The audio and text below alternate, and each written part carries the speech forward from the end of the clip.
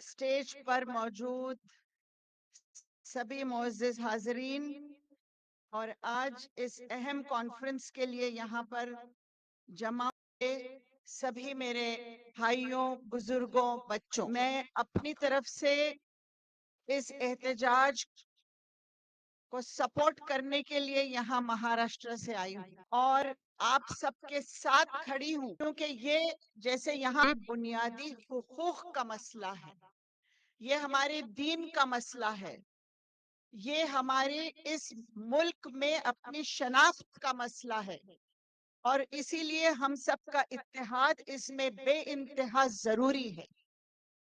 वक्फ वो जमीनात है जो अल्लाह के नाम हमारे आबो अजदाद ने वक्फ कर दिए हैं, जो इबादत गाहों के लिए, कब्रस्तानों के लिए और हमारे समाज के फलाह बहबूद के लिए दी हुई जमीनें हैं।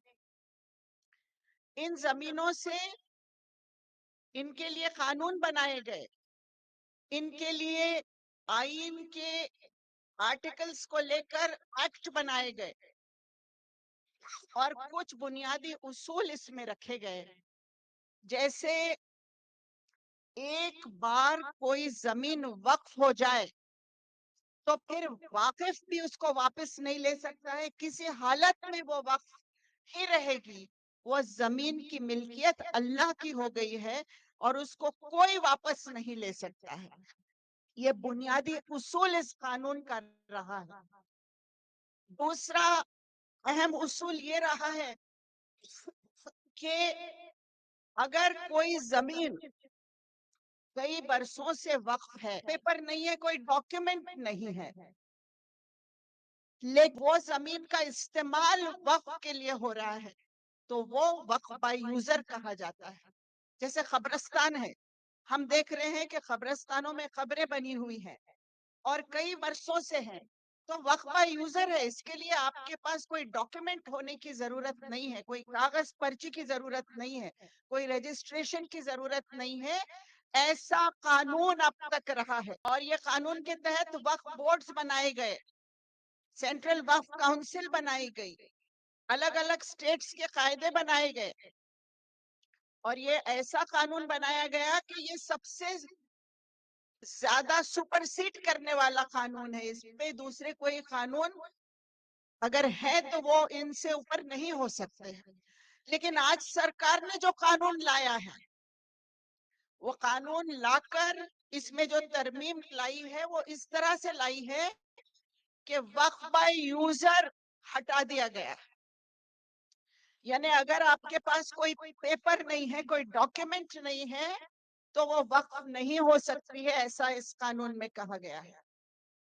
उन्होंने कहा है कि लिमिटेशन एक्ट इसको लगाया जाएगा, यानी जैसे दूसरे जमीनात पर होता है कि अगर 12 साल किसी का कब्जा हो और 12 साल तक वो कब्जा नहीं हटा तो वो जमीन उस कब्जे करने वाले की हो जाएगी। इस तरह के जो इसमें नुकात लाए गए हैं वो बेइंतहा खतरनाक है। हमारे मसाजिद के लिए, हमारे कब्रिस्तानों के लिए, हमारी इबादत गाहों के लिए ये खतरा है और इसलिए हम सबको मुत्तहिद होके इसमें वो काम करना पड़ेगा जो आज तक हमने नहीं किया। आज तक हमारी कौम ने ये तहफ़्फ़ुज़ का काम जिस इखलास के साथ करना चाहिए था वो नहीं हुआ। वक्फ बोर्ड्स में आज बहुत सारे मसाइल हैं, सरकार की किसी किस्म की मदद वक्फ बोर्ड्स को नहीं मिली, ना सर्वे है, ना जमीनें कितनी है, ना कहाँ क्या है, ना रजिस्ट्रेशन है, ना डॉक्यूमेंट है हमारे पास। बहुत कम जमीनात पर हम आज कब्जा है हमारा, हमारा मतलब वक्फ बोर्ड्स का। जो तहफ़्फ़ुज़ करने वाले इंस्टीट्यूशन है, ये वक्फ बोर्ड का काम है कि ये सब कारोबार कैसे चल रहा है इसको देखे, देख रेख करे। लेकिन क्या वक्फ बोर्ड इनको अच्छी तरह से ये काम कर रहे हैं? नहीं कर रहे, क्योंकि हम देख रहे हैं कि इन वक्फ बोर्ड्स में ही ऐसा काम हो रहा है, जमीनें बिक रहे हैं, एनक्रोचमेंट हो रहा है اور سب سے بڑا انکروچر اگر کوئی ان زمینات پر ہے تو وہ سرکار خود ہے. لیکن پروپیگنڈا کیا کیا گیا؟ پروپیگنڈا یہ کیا گیا کہ وقف بورڈ لینڈ جہاد کر رہا ہے، وقف بورڈ لوگوں کی زمینیں ہڑپ رہا ہے، جہاں انگلی رکھ دو وہ زمین ہماری، ایسا کہہ رہا ہے. اس طرح کا پروپیگنڈا کیا گیا ہے کہ جیسے وقف بورڈ صرف اسی لیے ہے کہ وہ دوسروں کی زمینوں پر قبضہ کر لے، الٹا زمینوں وقف کی زمینوں پر دوسروں کا قبضہ ہو رہا. تو اس لیے میں ایک بات سرکار کو کھلے طور پر کہنا چاہتی ہوں. ہمارے قرآن پاک میں سورہ ال عمران میں بات کہی گئی ہے، لن تنالوا بر حتی تنفقوا مما تحبون. اللہ جب تک اس انسان کو پسند نہیں کرتا ہے، جب تک اللہ کی راہ میں وہ اپنی پسندیدہ چیز دے نہیں دیتا ہے.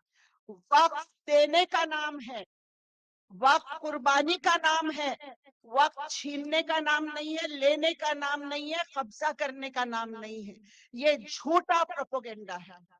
اور اسی لیے جو سرکار کی طرف سے پارلیمنٹ میں بار بار بات آ رہی ہے کہ وقف بورڈ نے حق کو کہیں بھی جما رہا ہے، کسی کی بھی زمین چھین لے رہا ہے، یہ بات بالکل غلط ہے.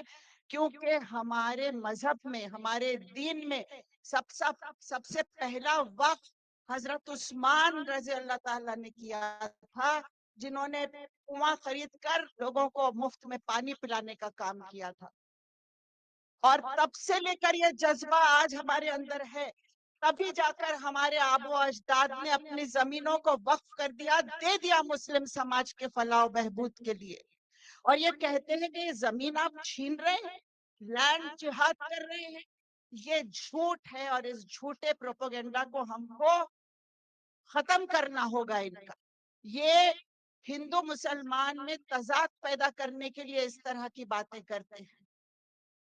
سورہ نساء میں کہا گیا ہے کہ یا ایھا الذین آمنوا کونوا قوامین بالقسط شہداء اللہ، کہ ہم کو ہمیشہ سچائی کے ساتھ اور انصاف کے ساتھ کھڑے رہنا ضروری ہے. اور وہ سچائی اور انصاف جہاں ہم اپنے شہادت دیتے ہیں، چاہے وہ شہادت ہمارے ماں باپ کے خلاف کیوں نہ ہو، ہمیں سچائی کی شہادت ہی دینا ہوگا. یہ ہمارا دین کہتا ہے. پر یہ کہتے ہیں کہ ہم یہ زمینات چھیننے کے لیے بیٹھے ہیں. اس پروپیگنڈا کے ساتھ یہ مسلمانوں کے لیے نفرت پیدا کرانے کا کام اس ملک میں کر رہے ہیں.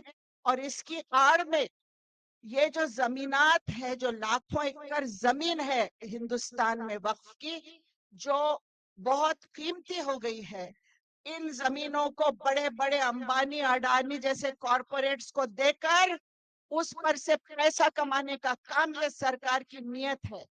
اس نیت کو کامیاب نہیں ہونے دینے کے لیے پارلیمنٹ میں ہم بہت طاقت سے لڑے.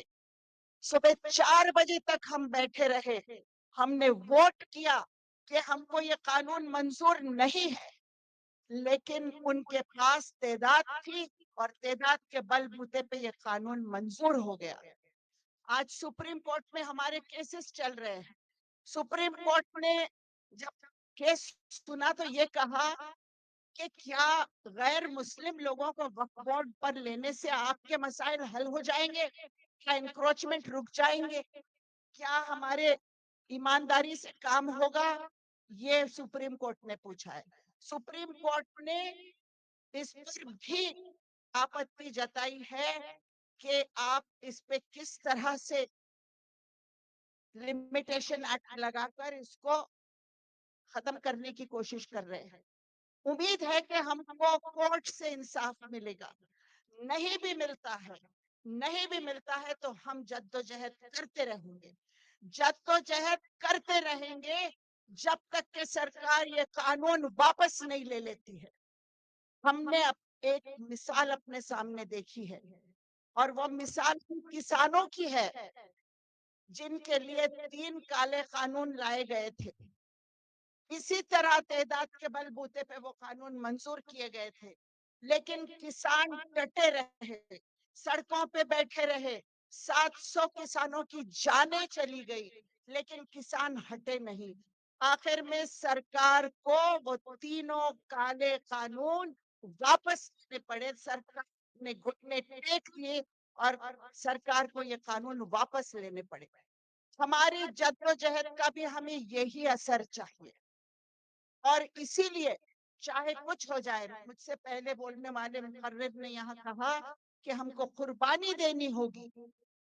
ان کسانوں نے 700 لوگوں کی قربانی دی، رستے پر بیٹھے رہے سال بھر، ان پر بلڈوزر چلائے گئے، ان پر ٹیئر گیس چلائے گئے، ان پر دنیا کے ہر طریقے کی تشدد کیے گئے، لیکن وہ ہٹے نہیں۔ کیا ہم میں اتنا صبر ہے؟ کیا ہم میں اتنی طاقت ہے کہ ہم پرامن طریقے سے ان کی طرح بیٹھیں گے سرکار کے خلاف، اس فیصلے کے خلاف؟ کیا ہماری قوم متحد ہوگی اس کے لیے؟ یہ میرا سوال آپ لوگوں سے ہے۔ اگر ہم متحد ہوتے ہیں تو ہم بھی سرکار کو گھٹنے ٹیکنے پر مجبور کر سکتے ہیں، لیکن اس میں آپ سب کے طاقت کی ضرورت ہے۔ اور طاقت جس دن یہ دین کی طاقت سامنے آئے گی کہ ہم سب ایک ہیں، اس قانون سے جو بٹانے کی کوشش کر رہے ہیں ہمیں، شیعہ میں، سنی میں، بہرے میں، افغانی میں، فلانے میں، ہم بٹیں گے نہیں، ہم ایک ہیں اور ایک رہیں گے۔ جاتے جاتے ایک ہی بات کہوں گی، فلک کی چاہ ہے جہاں بجلیاں گرانے کی، فلک کی چاہ ہے جہاں بجلیاں گرانے کی، ہماری بھی ضد ہے وہی آشیاں بنانے کی، اور ہم یہ آشیاں بنا کے رہیں گے۔ شکریہ، خدا حافظ۔